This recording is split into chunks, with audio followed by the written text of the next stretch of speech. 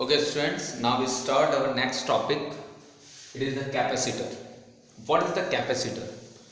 अभी तक हम प्रीवियस टॉपिक में ये पढ़ते हुए आए हैं कि कैपेसिटेंस एक प्रॉपर्टी होती है जो चार्ज को रिसीविंग करती है, जो चार्ज रिसीव करने की कैपेसिटी होती है किसी भी कंडक्टर की, उसे हम कैपेसिटेंस कहते हैं.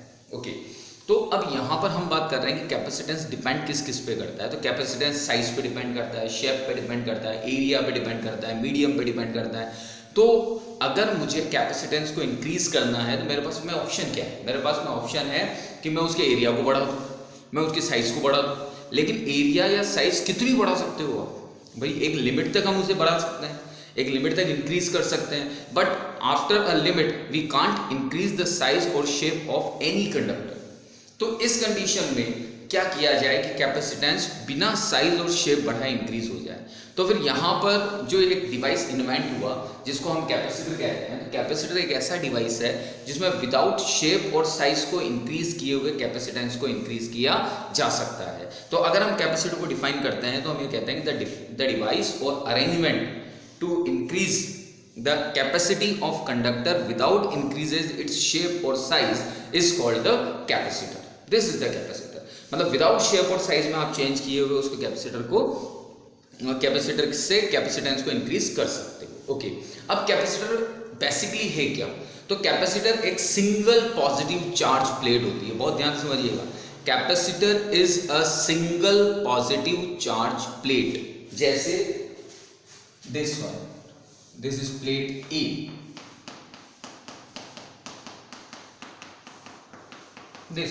this is the single positive charge plate, it is called the capacitor. अब यहाँ पर आप कहेंगे कि सिंगल पॉजिटिव चार्ज प्लेट है तो हम कैसे इसका कैपेसिटेंस इंक्रीज करेंगे? भाई कैसे कैपेसिटेंस इंक्रीज करेंगे? तो एक बहुत सिंपल सा मैं आपको एग्जांपल देता हूँ कि एक छोटी लाइन एक लाइन आपने खींची और मैं आपसे कहता हूँ कि इस लाइन को बिना छेड़े छोटा कीजिए. तो आप क्या करेंगे? इसके पैरेलली एक दूसरी लाइन खींच देंगे तो ये ऑटोमेटिकली छोटी हो गई. Same concept applied on the capacitor.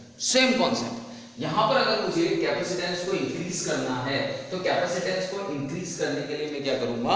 यहां पर एक एनोदर कंडक्टर प्लेट लेके आऊंगा और उस एनोदर कंडक्टिंग प्लेट लाकर यहां पर हम कैपेसिटेंस को इंक्रीज करेंगे और उसे ही हम प्रिंसिपल ऑफ कैपेसिटर कहते हैं.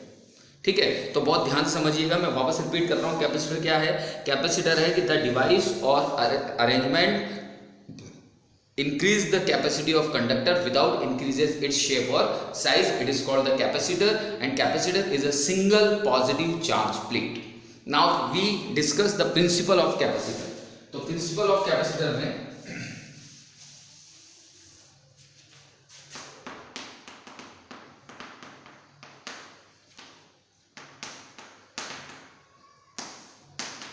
Principle of capacitor. Principle of capacitor क्या कहता है? प्रिंसिपल ऑफ कैपेसिटर ये कहता है कि किसी भी कंडक्टिंग प्लेट के कैपेसिटेंस को इंक्रीज करने के लिए आपको उसका पोटेंशियल डिक्रीज करना पड़ेगा. अगर आपसे सिंपल वन वर्ड में पूछा जाता है कि what is the principle of capacitor, तो आपका सीधा सा आंसर होना चाहिए कि for increasing the capacitance decreasing the potential. It is a basic principle of capacitor. यानी Q C इक्वल्स टू क्या जानते हो आप? C इक्वल्स टू होता है Q बाय V. आप V को डिक्रीज करते जाओ, C अपने आप इंक्रीज हो जाएगा. तो आपका बेसिक प्रिंसिपल क्या है कि when you decrease the potential then your capacitance is automatically increases. That this is the basic principle of the capacitor. तो अब इस कैपेसिटर के प्रिंसिपल के हेल्प से या कैपेसिटर का जो प्रिंसिपल है उसको हम कैसे अप्लाई करते हैं? तो उसके लिए हम क्या करते हैं? सबसे पहले एक चार्ज कंडक्टिंग प्लेट लेते हैं. मैंने अभी बताया आपको कि जो कैपेसिटर होता है वो कैपेसिटर क्या होता है? एक सिंगल पॉजिटिव चार्ज प्लेट होता है. This is the capacitor. अब ये फर्स्ट केस हो गया, फर्स्ट स्टेप हो गई कि firstly we take a positive conducting plate A. Now in the second step we put another plate B nearest to it. When we put the another plate B nearest to it, we see here that this positive charge creates या induced बोलेंगे, not create, induced the negative charge nearest to it and the positive charge further and पे. Nearest and पे तो क्या आ जाएगा? Negative charge. Further and पे क्या चला जाएगा? Positive charge. ओके, हमने कहा कि दिस डिस्टेंस, जो इन दोनों के बीच की डिस्टेंस है, this distance is d। Okay, अब क्या देख रहे हैं आप यहाँ पे? हम ये देख रहे हैं कि this negative charge attract this positive charge. अगर ये नेगेटिव चार्ज इस पॉजिटिव चार्ज को अट्रैक्ट करेगा तो ए प्लेट बी प्लेट के पास आ जाएगी। ए प्लेट बी प्लेट के पास आ गई तो डिस्टेंस d डिक्रीज हो जाएगी, फर्स्ट थिंग। सेकंड थिंग, अगर फर्दर एंड वाला चार्ज एक्टिवेट होता है तो ये पॉजिटिव चार्ज इस पॉजिटिव चार्ज को रिपेल करेगा तो ये दूर चली जाएगी, that means this distance d increases. ठीक है, तो अब यहां पर सबसे पहली और सबसे इंपॉर्टेंट थिंग क्या देखने की है कि इनके बीच में जो इलेक्ट्रिक फील्ड है वो इलेक्ट्रिक फील्ड तो कांस्टेंट है। क्यों कांस्टेंट है? क्योंकि डायरेक्शन ऑफ इलेक्ट्रिक फील्ड क्या होती है? Positive to negative. तो अगर मैं ये इलेक्ट्रिक फील्ड ड्रॉ करता हूं तो इलेक्ट्रिक फील्ड तो हर जगह पर क्या आ रहा है? कांस्टेंट। ये इलेक्ट्रिक फील्ड तो हर जगह पर क्या है? कांस्टेंट। मैंने कल भी आपको एक फार्मूला बताया था, E इक्वल्स टू क्या होता है? B by D। If E is constant, then V directly proportional to D। इसका मतलब पोटेंशियल किस पे डिपेंड करेगा? डिस्टेंस पे। समझते चलिएगा मेरी बात जो मैं बोल रहा हूं। तो यहाँ पर ये जो नेगेटिव चार्ज है इस पॉजिटिव चार्ज को अट्रैक्ट करेगा, देन उस कंडीशन में डिस्टेंस डिक्रीज होगी, और जो ये पॉजिटिव चार्ज है ये इस पॉजिटिव चार्ज को रिपेल करेगा, दैट मींस डिस्टेंस इंक्रीज होगी। ओके, अब अगर डिस्टेंस डिक्रीज होती है देन पोटेंशियल डिक्रीज होगा, और अगर डिस्टेंस इंक्रीज होती है देन पोटेंशियल इंक्रीज होगा। हमारा प्रिंसिपल क्या कह रहा है कैपेसिटर का कि decreasing the potential is required for increasing the capacitance. तो आपको पोटेंशियल को डिक्रीज करना है तो आपके पास में ये चार्ज तो होना ही चाहिए, इसकी आपको कोई जरूरत नहीं है। तो आप नेक्स्ट स्टेप में क्या करते हैं? नेक्स्ट स्टेप में आप ये करेंगे कि यहां पर ये जो आपकी प्लेट बी है,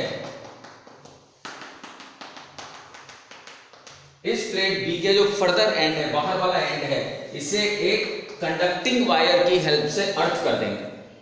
क्या कर देंगे? कंडक्टिंग वायर की हेल्प से अर्थ। जैसे ही आपने कंडक्टिंग वायर की हेल्प से अर्थ किया, this positive charge gone inside to the earth, but question arises that positive charge can't move. Question arises, भाई मैं कह रहा हूं कि पॉजिटिव चार्ज अर्थ में चली गया, लेकिन आपके दिमाग का क्वेश्चन क्या कहेगा कि पॉजिटिव चार्ज कांट मूव। तो फिर क्या हुआ? तो फिर ये हुआ कि यहां पर पॉजिटिव चार्ज मूव नहीं हुआ, यहां पर अर्थ से इलेक्ट्रॉन्स आए इस कॉपर वायर की हेल्प से, और आकर उन्होंने इस पॉजिटिव चार्ज को न्यूट्रलाइज कर दिया। अर्थ से इलेक्ट्रॉन आए और आकर उन्होंने इस पॉजिटिव चार्ज को क्या कर दिया? न्यूट्रलाइज कर दिया। इसका मतलब क्या हुआ कि ये फर्दर एंड अब आपका एम्प्टी हो गया, इफेक्टिवनेस हो गया, इफेक्टिवलेस हो गया। Got it? तो यहां पर वर्ड्स में यही बोला जाता है कि पॉजिटिव चार्ज अर्थ में चले गया, जबकि ऐसा पॉसिबल नहीं है। ओके, तो अब जैसे ही आपने अर्थिंग किया, अर्थिंग करते this positive charge gone inside to the earth. अब जैसे ही अर्थ में गया, अर्थ में जाते अब आपके पास में क्या बचा?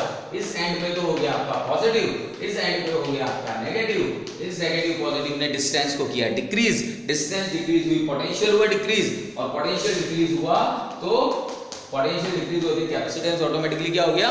इंक्रीज। तो ये एक बेसिक प्रिंसिपल है जो आपके कैपेसिटेंस को इंक्रीज करता है। Got it? ओके, अब यहां पर अगर मैं इस पूरे प्रैक्टिकल से कंक्लूजन निकालता हूं तो कंक्लूजन क्या निकलेगा? तो कंक्लूजन ये निकल के आता है कि जब किसी when an earth conductor placed in neighbourhood of A charged conductor, यानी जब कोई अर्थ कंडक्टर किसी चार्ज कंडक्टर के नियरेस्ट आ जाता है तो उस सिस्टम की कैपेसिटी ऑटोमेटिकली इंक्रीज हो जाती है।